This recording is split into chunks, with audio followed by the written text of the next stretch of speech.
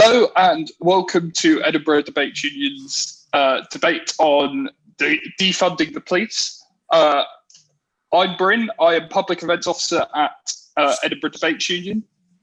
We are one of Edinburgh's oldest societies, and we have been, we almost only focus on Edinburgh Debate Union. We are one of Edinburgh's oldest. I'm getting feedback from someone, sorry. Adam, is that you? Adam,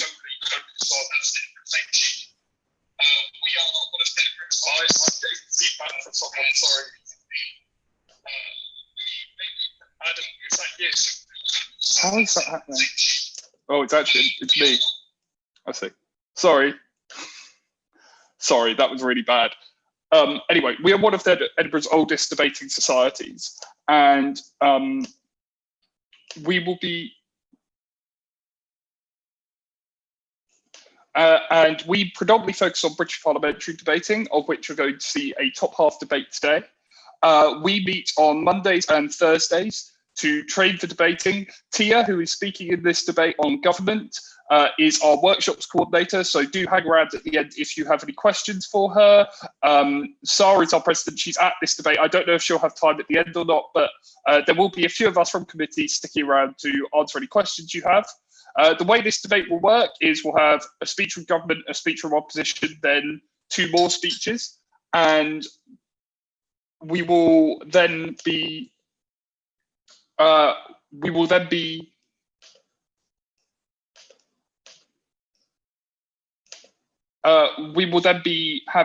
opening up to the floor for questions. How that will work is basically I will ask you to put in chat if you want to ask a question, then gradually invite you to unmute yourselves. At this debate on government, we have Professor Tommy Curry, who is a professor at the University of Edinburgh and is chair of the Africana Philosophy and Black Male Studies at the University of Edinburgh.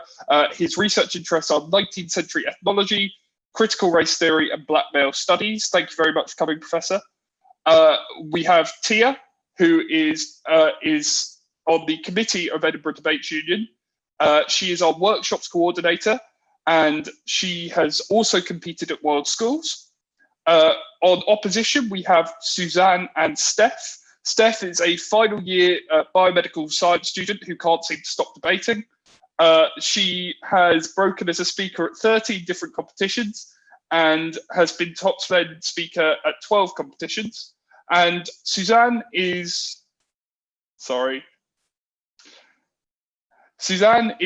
beginning her masters in history at Edinburgh, and she was previously debating at Glasgow University Union, and we welcome her to the University of Edinburgh and the Cambridge IB in 2019. She is the winner of 6 major tournaments in the UK and abroad, and she has been a finalist of the Scottish Mace, the St Andrews Open, and the UCD Elsford Open, among others. Now, I'm going to stop talking, and I'm going to invite the government to open the case for their side. Thank you. All right. If everybody is ready, I will start now. Professor Curry and I are both from America, where 1,000 people last year were killed by police. They crushed their necks longer than this speech will last. We don't want this to be what our country represents, and that is why we are so proud to propose. In this speech, I'm going to be doing a couple things. First, I'm going to clarify what we mean by defunding the police. Then I'm going to give you 3 arguments about the roles of police, the causes of crime, and militarization. My partner, Professor Curry, is going to give you a 4th argument about impacts to Black males in our second speech. We do not intend to abolish the police. We simply intend to strip them of the majority of their funding and redirect it to other social services. So we'll fund actors that will be responsible for much of the work that the police currently do, like mental health professionals, social workers, and public health workers, as well as institutions that reduce rates of criminality in the first place, like public education and jobs programs. With all of that out of the way, our first argument is that high police budgets cause crime.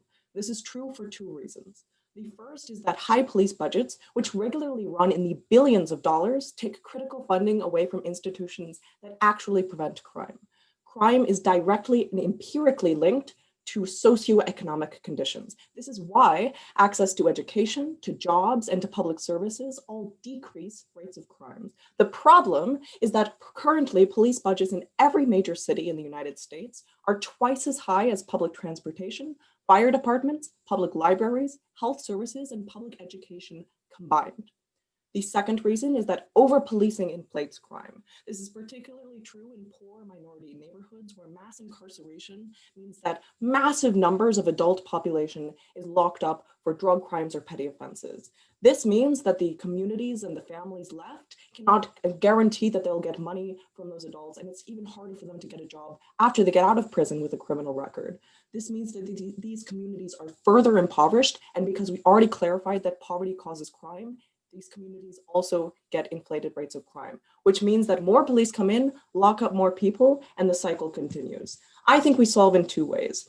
First, we reduce the rates of funding going to retribution and we direct it towards prevention. If we've clarified that the majority of crime is caused by high police budgets, then we intend to fund basic needs instead to make sure that people don't commit crime in the first place. In Glasgow, for instance, they have a violence reduction unit, which focuses on job programs and intervention techniques, and that unit alone has reduced the rate of homicide by 40%.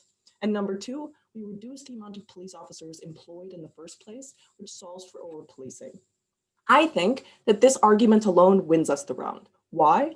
Because defunding begets defunding. I'll tell you what I mean by that. If the police budgets are what inflate crime in the first place, then reducing the budget will reduce crime and will further justify the reduction of budgets. But even if you don't think we've already won, our second argument is that the police are not qualified to respond to the majority of calls that they receive. 5% of calls that the police respond to are violent crime. And in those instances, Professor Curry and I are willing to admit that perhaps an armed officer is needed, but 95% of the time, they are not needed. Therefore, we say that most of their funding should be directed towards people that are better able to handle those jobs. I'll give you two examples. Number one, mental health. 1 in 4 police shootings are of people with mental health issues on a mental health call. 1 week ago, we witnessed the shooting of Lyndon Cameron, a 12-year-old child with autism, at the hands of police. And he is not alone. Mentally disabled and autistic people face disproportionate rates of violence by police because police are not trained or able to differentiate between a mental health episode and intent to violence. This is not an issue, I will remind you, for a mental health professional. Therefore, we on government would simply follow in the steps of cities like Austin, Texas, which have redirected funds away from police to exactly those first responders. Second area that police should not be responsible for is homelessness, because in America, being poor is a crime. It is often illegal to sleep in public spaces, in front of shops, sometimes even in your own car. This means that every time a Karen sees a homeless person in her neighborhood, she is fully entitled to call police, who often respond with violence, destroying camps, and taking all of their stuff. Incidentally, police are also responsible for carrying out forced evictions, which make people homeless in the first place. We think that this is particularly impactful during the era of COVID, when 30 million Americans are set to be on the streets as a result. We don't think it is too much to ask for a homeless person to first be met with a social worker that will escort them to a shelter or give them resources to get back on their feet. Finally, our third argument is that funding precipitates violence. This is because of militarization. We usually only see tanks, tear gas, flashbangs, assault weapons, and rubber bullets on a combat zone. But right now, nearly every department of police in the United States have access to this equipment because the US military and defense industry sells excess weaponry to any police department willing to buy it. I think that this leads to two impacts. The first is the psychological response of officers, because when you dress up a police officer like a soldier, when you give him riot gear, when you put him in a tank, that trains them not to view themselves as protectors of civilians, but as soldiers fighting a foreign enemy. I think that that makes them much more willing to employ deadly violence. And the second problem is very simply that you shouldn't give deadly weapons to a police officer if you don't intend for them to use it. That is exactly why at all of these BLM protests, the violence is usually not instigated by the protesters, but by the police themselves. So Why are police likely to demilitarize as a response to a lack of funding? One, we think that they are only able to spend so much funding on weapons, even though only 5% of their calls are violent, because they receive billions of dollars overall. And two, public pressure from the BLM movements means that once we defund, these most violent aspects will go first. Now, finally, I'm going to say what I think I'm going to hear from the opposition. I don't think that they have a lot of options, but what I think are two strands of argumentation they might go for are reform and backlash. They will likely tell you that conservatives will be upset and that the police need funding in order to receive de-escalation training or body cameras. First of all, I very much look forward to the God tier weighing that they are going to have to do with conservatives throwing a hissy fit versus 1,000 people's lives lost. And in terms of reform arguments, we're going to argue that it is a band-aid on a literal bullet wound. We need drastic systemic changes. That is why I'm so proud to propose. Okay, thank you to you for that speech. Bryn's having some internet issues right now, so I'm just going to be taking over chairing for a little while. I'm Adam, I'm also on the debates committee, and I'm the schools convener, so I do all of our work with schools, including convening our 2 schools competitions. Just to let you know what's happening and why Bryn's not here right now. But just to continue the debate without any further ado, I'd like to welcome the first opposition speaker. Thank you. Professor Tommy Curry to conclude the case for the proposition. Thank you. Right. How long is my speech, just to make sure? You've got 7 minutes. 7 minutes. Okay.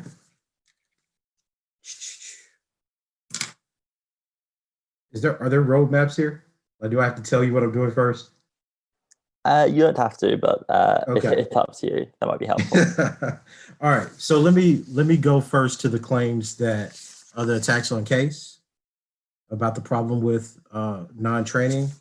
Then I'll go to the opposition advocacy, and then I will add another advantage to the affirmative side.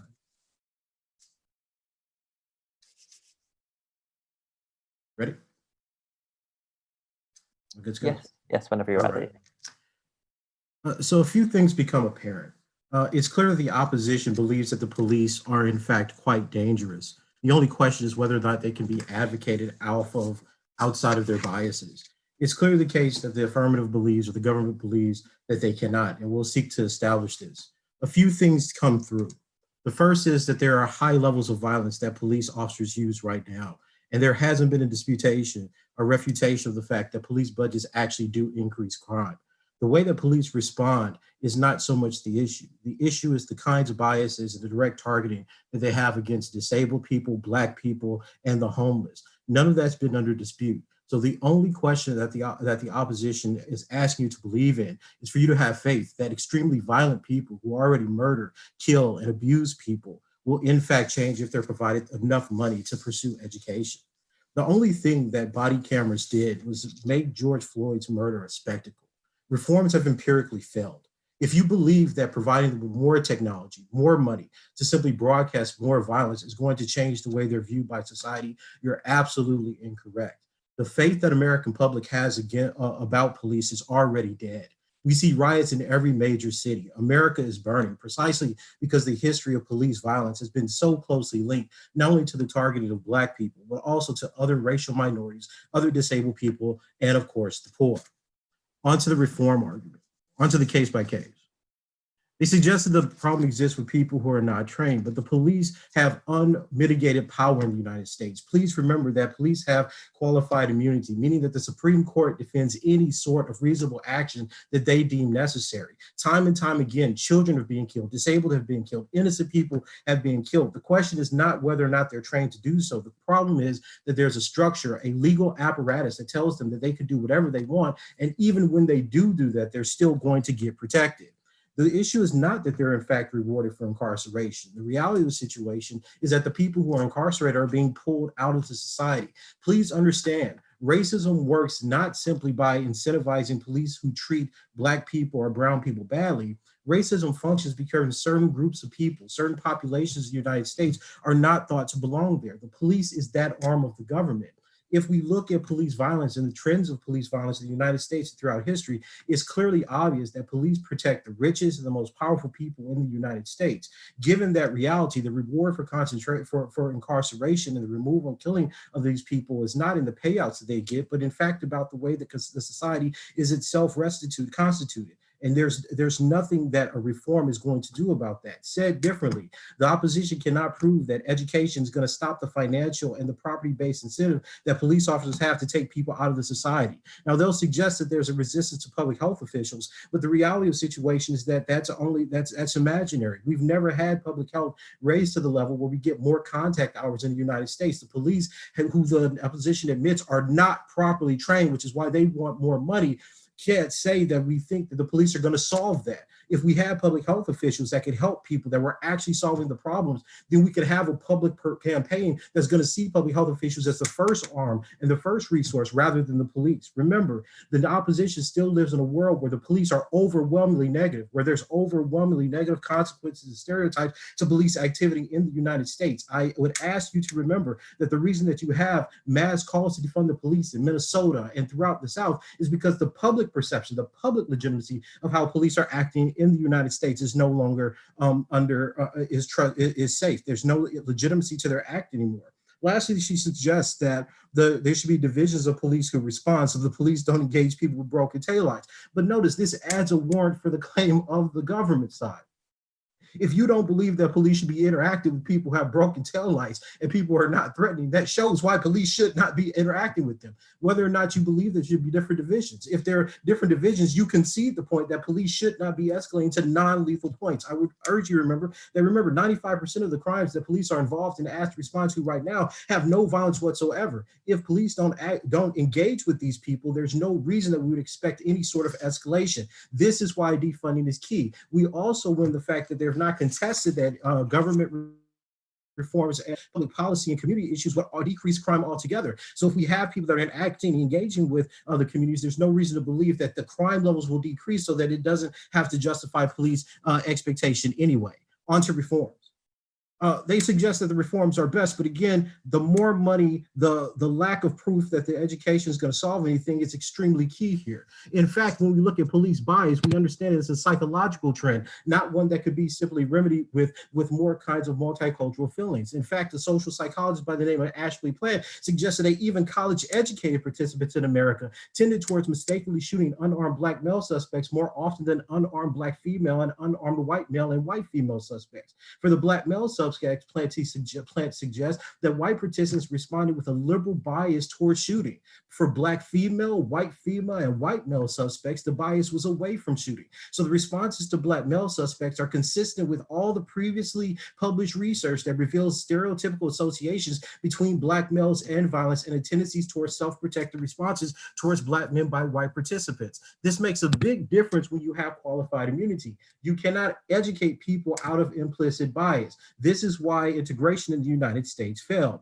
They also say that there's less onus for the police to get better if you defund them. But the status quo shows that the police have no incentive to get better right now. They're not listening to what the public has to say. They're not engaging with Black Lives Matter. In fact, they're saying the opposite. They think that criticisms from Black Lives Matter actually means that the police force is doing a good job and has to defend themselves from BLM because they're a terrorist organization. Remember, this is part of the first constructive speech that the government gives you, that you have a situation where police with militarized weapons identifies other members of the public as enemies. So when Black Lives Matter has the full support of Black, brown, white people in the United States urging for reform, the police don't listen to the claims for reform. Instead, they say that those are the enemies that we have to, in fact, get rid of. The opposition suggests to us that there's increased antagonism on the force because of defunding the police, because of demoralization. But there are two problems with this. One, that's never proven. It's simply asserted. The police are already dealing with mass protests and all kinds of revolts right now. If that doesn't demoralize the police, I really don't know what will. And even if that is true, look, they concede that the police is dangerous. The opposition suggests that, in fact, that the police are so dangerous that if you take away their taxpayer money, that you're going to force them to react violently against the public. If that's not a reason to defund and try to decrease the contact hours that police officers have with a public that's vulnerable to their militarized weapons, I really don't know what is. This last suggestion suggestion is that defunding the police means that they won't cooperate with the state because the public doesn't perceive social workers and community workers as in fact the first line of government or of first line of public safety. Listen, these are tentative arguments that have nothing to do with the history of Black people or police violence in the United States. The reality of the situation is that people expect police to act because police always have acted. But the protests of BLM, the disproportionate rates of violence that affect not only Black people, but disabled people, homeless people, and white people show that the police are not doing their jobs, and the public no longer believes that they're effectively doing their jobs. Defunding the police and making sure they do not interact with the public is the only way to actually solve the problem. All right, I would like to thank Professor Curry for that speech and thank him again for coming along to join us for our Welcome Week event. And now I'd like to invite Suzanne to conclude the case for the opposition and the debate as a whole. Thank you.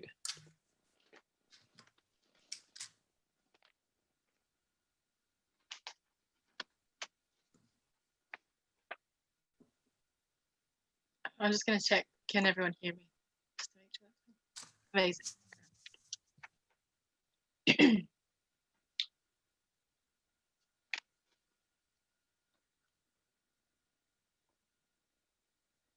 In an ideal world, defunding the police would be the perfect policy and would deal with a lot of the issues that has been brought up by both proposition speakers, which are all valid in the issues they bring up. It would mean in an ideal world more money for social and education systems that are criminally underfunded as we speak, that are less dominance of the police force in public discourse and across the political spectrum in terms of the political platforms of across all political parties, etc.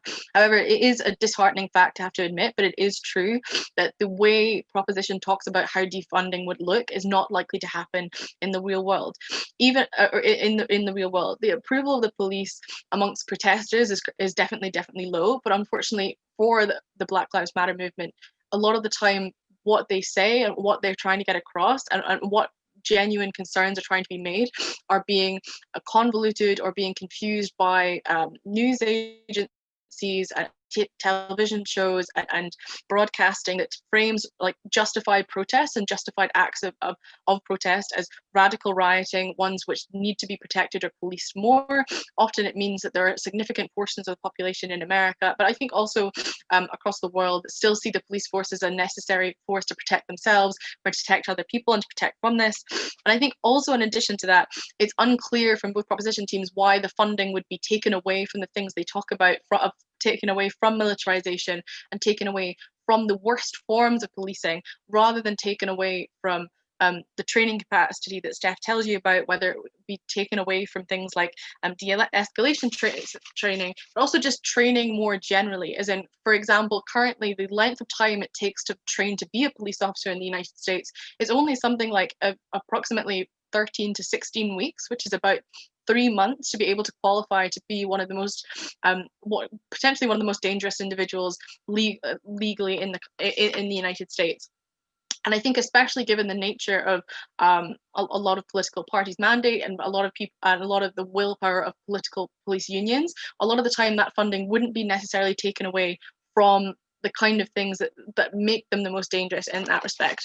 I think in that way as well. I think at the point where we admit that often at the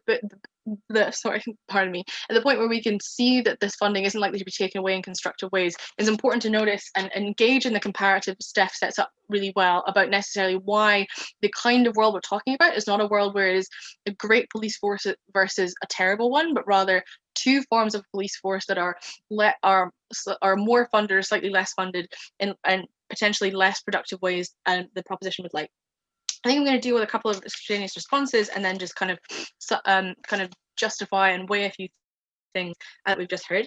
I think proposition speaker Tia, I think a couple of things I just wanted to respond to. So I think one of the main claims that that Tia makes necessarily is that often things are like the police force are engaging in behaviors that often criminalize very low level or potentially undangerous crime to the point where it's increasing arrest rates. But the problem with that is it's unclear why necessarily defunding the police is the mechanism through which that minimizes. Currently under the status quo, what we see is police rates and people and like things like promotions are justified based upon arrest rates and the kind of resources it takes and the way police force use easily quantifiable methods to show their success. So it's unclear why necessarily if you defund police, why that necessarily would stop happening, why the point where police see themselves as being successful based upon how effectively they police their citizens on the ground, why necessarily that would happen. But I think on top of that, often what it looks like at the point where police forces have less money, that often means police forces can hire less police officers, which sounds like a really basic point. But what that looks like in reality is often if you have less police force officers on a force, it means that the existing pool of police officers have to work potentially longer hours or have less people to back them up, often have to have less people present for an arrest. So people who have been who have potentially been working for hours are often put in situations that they, because of emotions and because of the nature of the situation themselves, often find themselves lacking in training, lacking being able to just not with the resources and the ability to kind of de-escalate themselves. And I think that would only worsen when they have less funding and less support and less capacity to de-escalate in this way. I think also in addition to that, police forces with less resources, it would often look like money taken away from things like investigations. It would look like certain neighborhoods being, because they don't contain demographics of people that the police force or political interests see as being a key voter base or someone they have to be directly accountable to. These will often be the neighborhoods that have resources pulled from them first. And what that means in practice is these are the places where you see much more miscarriages of justice in other forms, because they have less resources dedicated to finishing investigations, to making sure people and making sure things happen in a better way and much more successfully. And at the point where you're seeing more miscarriages of justice in that way, you see people feeling less protected on the ground, people feeling less safe, even more so than they already do now, and much less trust in both the state and the police force itself, which can escalate into worse things and continuing cycles of violence and mistrust, which aren't something we probably want to see in that way. And I think in terms of one last major response to what we heard from Dr. Curry, I think in addition to what they said, I agree with the majority of what was being said about how people can be particularly dangerous, and the police force is not likely to stop ever being a dangerous force, unfortunately, to a lot of people on the ground.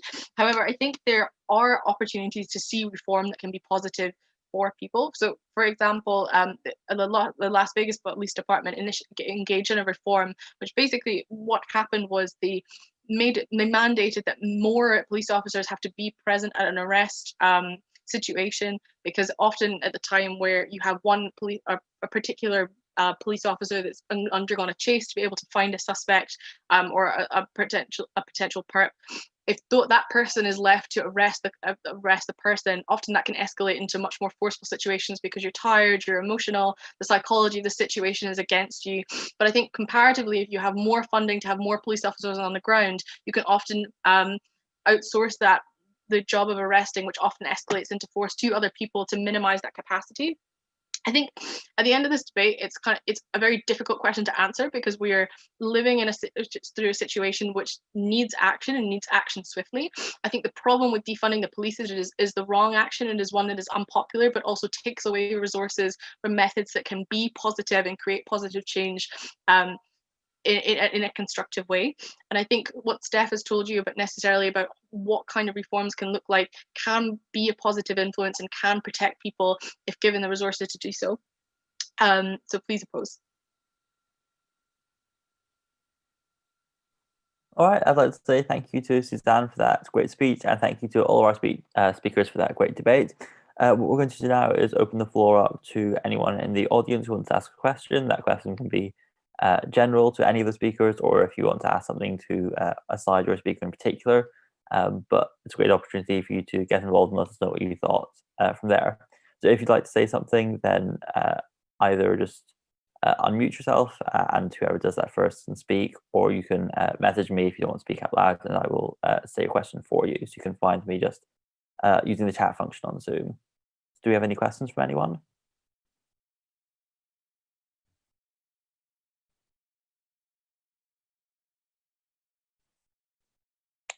Don't be shy. Everyone's here to answer them.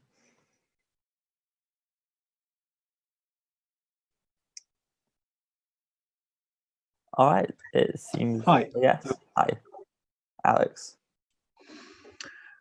Okay, just a question for prop. Given the police are being asked to do far more than they're usually being asked to do by acting as sort of riot control and even like some sort of National Guard, surely we should use the funds available to retrain them to be able to handle situations more effectively and to operate in this and to operate more to operate less violently and to actually engage with the situation as a police force. All right, proposition. I'll say like one thing, but I think Professor Curry has much more valid responses to this. I guess I would say that, like, first of all, I don't know why you would train a police officer to be a mental health professional when we already have mental health professionals. And then secondly, I don't think that we heard anything from OP that would necessitate just switching the form of training costing like multi-billions of dollars, which is what the police currently receive in their budgets. But Professor Curry? Yeah, I mean, I think there's a few problems with that. The reason that the police are engaged as National Guard in the United States is precisely because they see anyone questioning the government or any sorts of crisis under a Trump administration as violent, as enemies. What we're suggesting is that the police cannot act in a way that safeguards public safety or care in that world where they have a mandate from the president and from the Supreme Court that they can act any way they want. Additionally, the other part of that is that when you've seen that in action with reforms like training, multicultural training, and body cams, we just see more people die. The history of the police force, as I said, is one of racial security. It protects rich people, white people, and largely their areas of property from poor people. That's not going to change. No amount of reform, and even the studies by people like Planty show that no amount of education stops or reduces racial violence against that population. All right, thank you for your responses. Thank you, Alex, for the question. Do you have any more questions? Oh, has one submitted to me to be asked, actually, so we'll do that one next. So this is also to the proposition side. Would you argue that defunding the police is also needed across other countries or only in the case of the US? You want to say that, T, or you want me?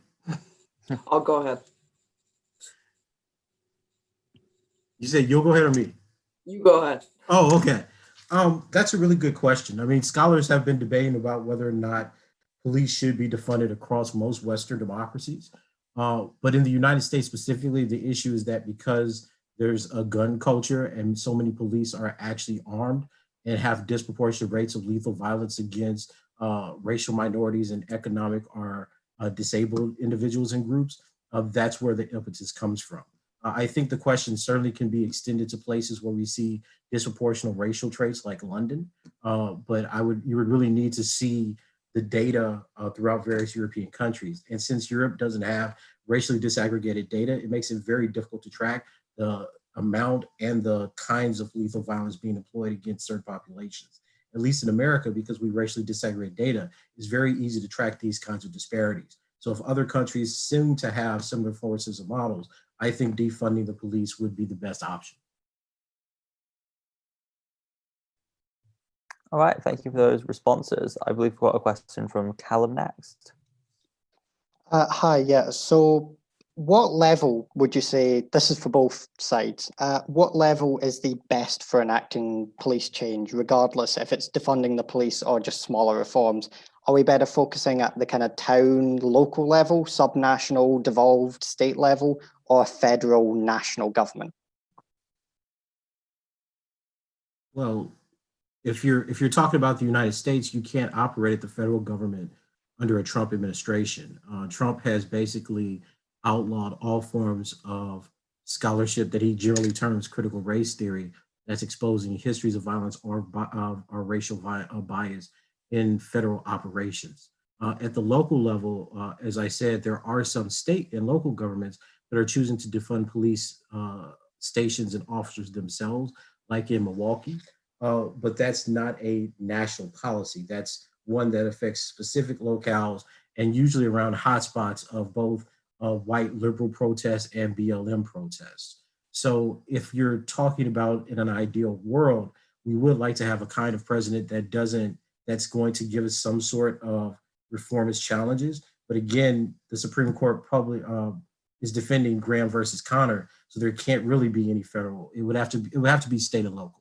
I think if anything changes, it would probably, given that Graham versus Connor is on the books as stare decisis, you would have to have state governments under the guise of federalism be able to challenge how they actually employ and punish police officers.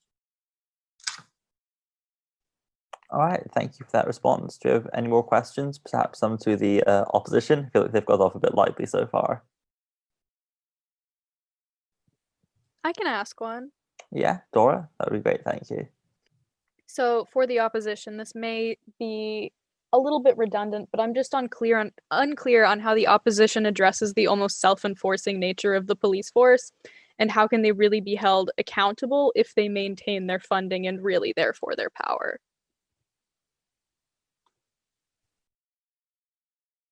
I can take a go at answering if that's okay, Steph.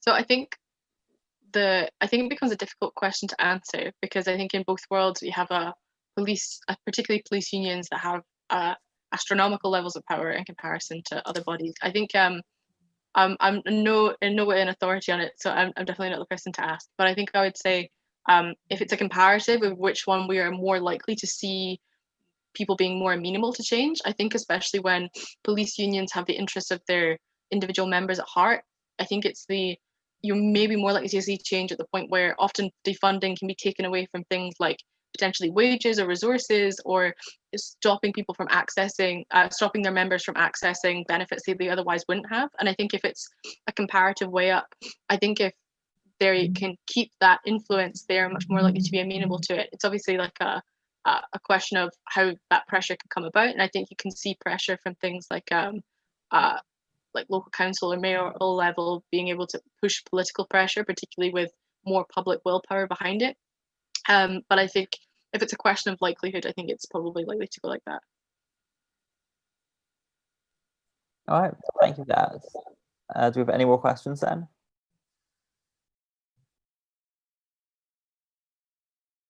All right, it seems we might not. Thank you again in that case to all of our speakers and everyone who asked questions. A special thanks to Professor Curry again for joining us for Welcome Week. We really appreciate you taking the time to do that. So what's going to happen now is the Edinburgh Debates Committee members are going to be sticking around on this Zoom call to answer any questions that you might have about the union or how to join or any of our other events. So if you'd like to ask us anything, then we'll be sticking around now, but to anyone who doesn't want to, that's the end of our public event. So thank you all for joining us, and we hope to see you soon. One more thing additionally, I'd just like to mention quickly, just as a disclaimer, that the debaters were assigned these positions. Of course, we needed 2 people to fill up each side. So these don't necessarily reflect the opinions of the debaters. It's not necessarily their personal beliefs, but just them doing their best to argue the cases for the sides that they were given. So I hope that you appreciate and understand that as well. But with that said, thanks everyone for coming, and I hope to see you all soon at our next events or workshops.